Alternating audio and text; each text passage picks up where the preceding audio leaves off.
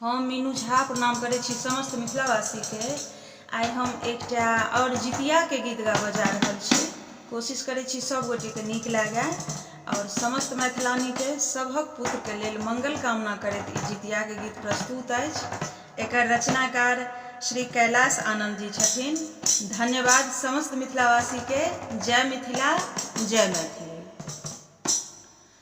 पाबनि एलै जितिया करब अनुष्ठान सँ, पूजब जितवाहन भगवान केर नाम सँ, पूजब जितवाहन भगवान केर नाम सँ।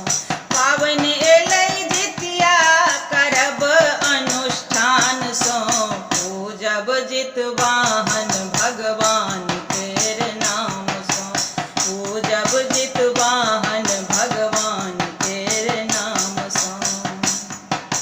सप्तमी के तेल खैर चढ़ैया खासियो, अष्टमी रहब हम निर्जल उपासियो। सप्तमी के तेल खैर चढ़ैया खासियो, अष्टमी रहब हम निर्जल उपासियो। नवमी के पारन खीरा औंकरी बादाम सँ, पूजब जितवाहन भगवान केर नाम सँ, पूजब जितवाहन भगवान केर नाम सँ।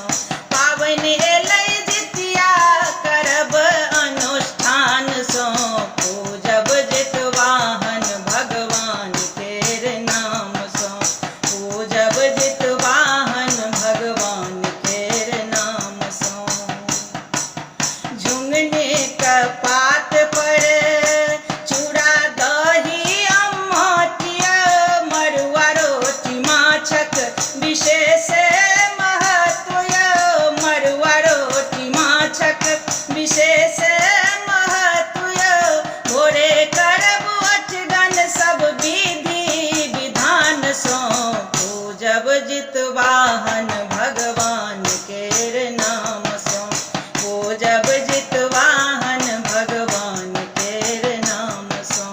पाबनि एलै जितिया करब अनुष्ठान सँ, पूजब जितवाहन भगवान केर नाम सँ, पूजब जितवाहन भगवान केर नाम सँ।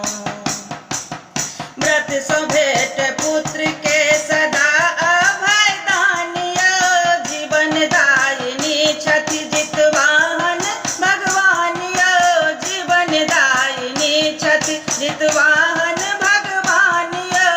रक्षा करथिन सब संकट तूफान सँ, पूजब जितवाहन भगवान केर नाम